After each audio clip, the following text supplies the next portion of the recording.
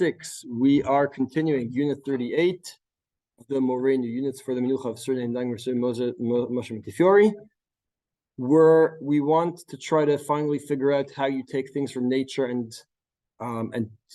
turn them into things that are not muktzah, right? Things from nature are muktzah. Then you take them out of their natural state. It's no longer a stone. It's now a doorstop. It's no longer a log. It's something that balances your pot, etc. So all those examples we saw. So what do you need? We talked about 3 different options. We talked about preparing the item for use. So if you carve out a part, or possibly if you have a stone and you just clean it off, and then it becomes a chair or a sofa, right? It might be enough to clean it off. You might need to chisel it, which is a machloket we saw in the Gemara there. But it could be that even less will suffice, right? It could be that just intending on sitting on it the following day or using it for other uses is good enough, or using it in passing might also be enough. For example, we said, what happens if, which is better? Presumably we'd say the ma'aseh you do is better than the thought, right? So it would be more effective to actually use the doorstop than to think, oh, that stone looks like a nice shaped stone, I'll use that for my doorstop tomorrow. Presumably. But the flip side of that is, I take a stone, I stick it again under the door, and I kick it away. A week later comes Shabbos, and I want to take a stone and say, oh, I recognize that stone. You didn't think that stone is going to remain anything at all, right? Or even, now here might have, what? Right, so I kicked it away as Ma'atav and Ma'aseh, but let's give a different example. Right, remuktzefying it, exactly. So remuktzefying is something we're going to deal with next unit, which will focus in on what happens when my actual kelim break and then are rendered unusable for the original purpose, etc. Right? I can take this bottle. The purpose of the bottle is to hold my water, but I can use it to hold the papers down, right? Now, what happens if the bottle breaks? It gets a hole on the bottom, right? It falls in, whatever, right? Now that's broken. It can't hold water. But I can still use it to hold my papers down. Right, but it's no longer a bottle, right? So that's a problem we're going to deal with next unit. Let's not get ahead of ourselves. Let's focus on this. So I'll give the other example. I walk through the woods and I see a nice log. I sit on it. I sit and have a picnic on it. Then I continue my walk, right? I continue my tiyul, and then I go home. And 2 weeks later, I go there again. Do I say, well, that log I sat on 2 weeks ago on a Tuesday is still a chair or a sofa? Or do I say, as soon as I got up? Now with the stone, it's stronger because I kicked it away. So I remuktzefyed it. That's fine. But if I sit on the log in passing, that might be different. So which is more effective, the thought or the one-time use? So I want to show you Bala Me'or on page 6. Bala Me'or says like this: Ravasi letamei da'amar tzuv shafshafum amar lehem dal b'maaseh kol deusagi l'shavu imane behachi. So Ravasi, what page? Oh, it may have moved. What? Page 7. Sorry, it's Sorry. Hamora Katan, yes. So Ravasi said in Rebbe's story, Rebbe called all his students out to do what? So Ravasi said to clean off the stones. Right? Clean off the stones. Chiseling is Ravami. Ravami says chiseling. To think. And there was a fourth one-time use. Rav and Shmuel. Rav said to sit. Shmuel said to think. Ravami said to clean off, and Ravami said to chisel. So Bala Me'or is following Ravasi and says Ravasi says it's enough to clean it off. Now cleaning it off doesn't turn the stone, doesn't fundamentally change the stone. So he calls it Maaseh Kol Dehu, meaning on the one hand, it is a massive of preparation. On the other hand, it's not a significant one. You didn't take a chisel to it. So you didn't. No. Ravami says chisel, yes. Ravami would say cleaning it off doesn't do anything. Why? Because the following day, right, we live in Israel. Things get dusty within a day or two. right? That's right. Look at the cars outside. So I'm skipping over to the third line. Right, you don't need to prepare the stone properly. Right, here we're back to the wood, the logs. You bring logs in, right? The chaliyot shel dekel. So I have some kind of wooden logs, and I can use them for sitting. I brought them home as firewood. I could use them for sitting. So says Baal Amor like this. Rav Asi says, sitting in passing is very similar to cleaning it off. So these are both you show your intention in the most minimal way. My intention of using this log for sitting could be done by sitting or by cleaning it off. And therefore, Ravasi says either one or the other is good enough. And what that means is, so with Baal Amor, I'll just sum up what his opinion ends up saying. He says like this: thinking intention isn't enough. You have to do a ma'aseh. You have to do something. To do something, you don't have to chisel it. Doing something is either sitting and passing or cleaning it off. Either not very significant actions. You're not going to change the logs significantly, fundamentally, right? They're still going to look the same, but that's enough. That'll suffice. You don't have to think sometimes. You don't have to think before, right? You don't have to think before. You don't have to have the proper intention before. Just right. Without Without even thinking, I'm going to sit on it. Huh? Without even thinking, I'm going to sit on it. Sitting on not thinking of making for Shabbat. Right, correct. That's enough. Why? Because he actually sat, so it turned into a chair at that moment. So it's actually a chair. So Baal Amor, just in terms of the hierarchy. So the best, obviously, is chiseling or changing the item, right? It could be carving, it could be whatever, right? So whatever it is, that will make it better prepared for use. That's the best. Under that is some kind of minimal change, right? Dusting it off. Dusting it off is akin to single use in passing. And those are all better and will be effective, as opposed to just intention without any kind of use is not enough. So that's Baal Amor's opinion. That's the way he explains Rav Asi, and that's his opinion. So he holds like him lahalacha. So I just want to point out, Rav Asi himself, there's a seeming contradiction. On the one hand, he says that you need to dust it off. On the other hand, he says that you need to have one-time use. Says Baal Amor, those are both pretty much the same. It's true dusting off is better than one-time use, but it's pretty much the same. They're parallel enough for them to both be in the center of the hierarchy. So, yeah, you see what I'm saying about the hierarchy, right? Which is the best preparation, which is the worst. So that's the machloket. Goes four ways, right? Ravami is most machmir, Rav Asi is before him, Shmuel, Rav. So, right, Rav who says he only thought, according to Baal Amor. Why? Rav is the bottom. I'll just double check. Did I get mixed up? I may have. This, by me, it's on page 3. Rav Amar Kosher. No, okay, you're right. I got mixed up. You're right. Because I mixed the two Gemaras. Shmuel says to think and Rav says to do an action. Right. Shmuel says thinking, Rav says doing an action. Now, what action? Right. What? Think. Choshev. Right. Rav says to change it. No. Rav says to change it. Rav Asi. Yes. Rav is like Rav Ami. So Rav is the most machmir. Shmuel is the most mekel, according to Baal Amor. Rav is the most machmir. Shmuel is the most mekel. Rav Asi is in the middle. Rav Asi says either do this action or that action. So sitting in passing or intention of change. Yes, before Shabbat. All this before Shabbat, correct.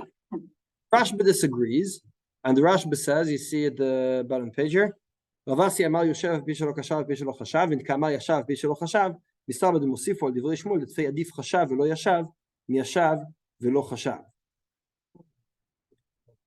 Okay, I read a bit fast. Ravasi mal yoshev, af al pi shelo kosher v'af al pi shelo choshev. So who's the most mekel? According to Balamor, Shmuel is the most mekel, right? But the Rashba says, and find what it sounds like in the Gemara, because in the Gemara says, Ravasi says Yoshev, even if he doesn't prepare it, Kashar is prepared and Chashav is thought. So even, we don't even expect thought, meaning that the bottom of the hierarchy is the use in passing. So Ravasi is the most mekel, and says, even use in passing is good enough. Right, correct. Even on Tuesday. Yes, correct. And even 3 weeks ago. Right. That's I agree. That's very surprising, right? Even on Tuesday 3 weeks ago, that's good enough. So now, who do they hold like the halacha? So like this. On the one hand, that's all very well, but you have to remember that Ravasi, on the one hand, Ravasi said you have to dust it off. On the other hand, he says anything works, right? In the sugya regarding the wood, he said anything goes. According to the Rashba and Tosfot. Yes, we're in the Rashba and Tosfot, who say, according to Ravasi, anything goes. You can either think or sit once or prepare, whatever. Any of those are fine, according to Ravasi. Any of the Ravasi, yes. Ravasi holds any of them are good. In a rock and in wood. Oh, right. So in the sugya, exactly so. That's the problem, right? When it came to wood, Ravasi said, any intention will suffice. Any intention, one time use, whatever. Anything you do will suffice. That's when he says about wood. When it came to stones, he says, dust it off. Now, Balamor says, I disagree.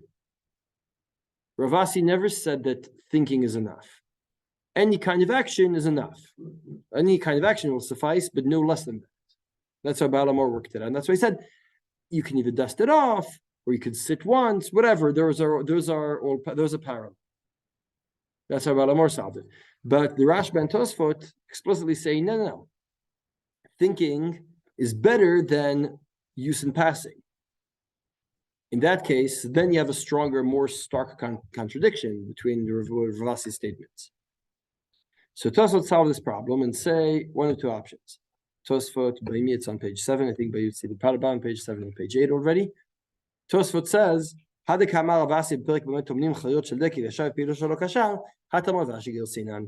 so he says, this is not Rav Asi, it's Rav Ashi. There's no contradiction because these are two different opinions, in which case you end up saying that Rav Asi says you have to have some kind of action to dust it off. So in terms of the hierarchy, I just remembered. I said I'll bring a whiteboard. I forgot. But you see why I needed the whiteboard, so you can see the hierarchies, right? Mm-hmm. If I can say, look, 4 options. We're here.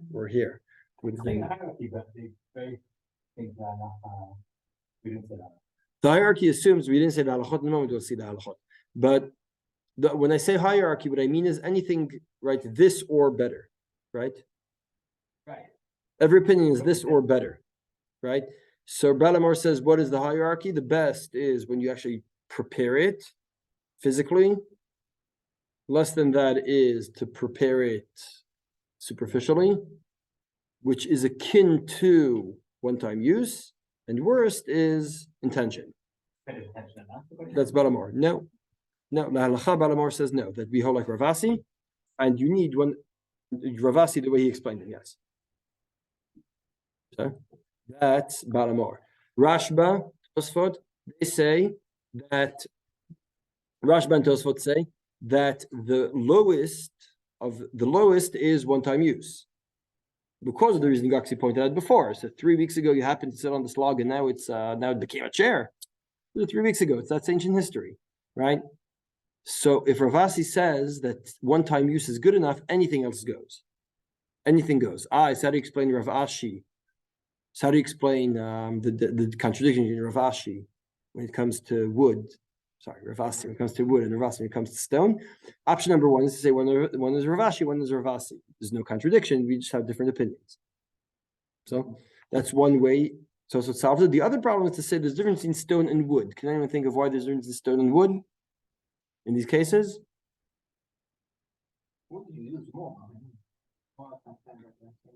So we're almost there, but one more step. We're not just talking about any wood you find, a wood log that you find in the woods. You collected it already, exactly. Now, when I collected the wood to my home, if I would collect it to my home, if I'd bring it into my garden and think, oh, these are nice, comfortable pieces of wood, I will sit on them on Shabbos. Would I need anything else? I wouldn't, because I collected them for that use, right? Yes. No, this is working. If you chop down wood and you bring it home, and when you bring it home, you're saying this is a nice, comfortable wood, right? But then I'm carrying it to my garden. That would be good enough, Maisa, to say this really is right. I've redesignated the wood for other use, but I did, and then I carried it to my garden. That would be enough. So why can't I sit on it on Shabbos? So why can't I redesignate it on Shabbos? Because my intention was incorrect, right? Had I only thought when I was chopping the wood and when I was carrying it in, had I only thought, oh, this will make a nice, comfortable place to sit on for the next couple of Shabbos, that would be enough, right? So my only problem is my intention. So I could redesignate by intending differently. Oh, sorry, the stones I've never done anything with. So the stones, what created? No, but the case the Gemara refers to in the stones, right? The stones are out there in the woods. Rebbe wants to sit out there with his talmidim just this once. See, it's a talmidim. Well, we've never met these stones before, so we have to designate them now. The wood. So what created the Isur on the stone? Their existence. They were created asur, right? They're out there in nature. So what created the Isur? Their being in nature. To change that, you have to change their nature. So you have to do something. But that's yeah, you can do something minimal, yes, right. You can dust them off. You're correct. So dusting them off will be enough. But you have to do something. Sorry. You could argue that, but in a moment we'll see the Rambam. The Rambam says you have to chisel them. You have to do something to them actively. If you never move them, you have to do something active to them. The wood, so the Rambam holds the both ways. The Rambam says on the one hand, there's no contradiction. We're holding Ravasi all the way. And what does that mean? On the one hand, something you brought in to your garden, it's enough to intend differently, to sit in passing, anything goes. Because the only thing that created the Isur is your thought. You thought wrong. Or didn't think, yeah. Had you only thought that would be enough. The stones, on the other hand, whatever is still in nature, that you have to actually change. And then you go to the most machmir. That's where the Rambam learns. So I'm just want to sum up the halacha. I'm going to do these two things and say what is the hierarchy and how do you sum it up halacha. So the hierarchy, according to Tosfot, single use in passing is the bottom of the totem pole. And therefore, Rav Ashi, who says you can use it just that once in passing is enough, says anything goes. And therefore, Tosfot hold like Rav Asi, and then Rabbeinu Tam says so you have to do an actual change. That's what Rabbeinu Tam says. Rabbeinu Tam says we hold like Rav Kashal, or like Rav Asi that you have to Suva Shefum, right, cleaning them off. So that's the way Rabbeinu Tam says, and so we have 4 shitot lehalacha. Okay, Balamor says halacha is like Ravasi, and that means you have to do some kind of action. Thought is not enough. What action? Dusting them off, sitting in passing. Those are all good. Thinking is not enough. The Rosh and Rosh Mishans hold that anything goes. Thinking, any of those go. Rabbeinu Tam says you have to do an active action. You have to actually change it. Kashal. And the Rambam, we said, depends.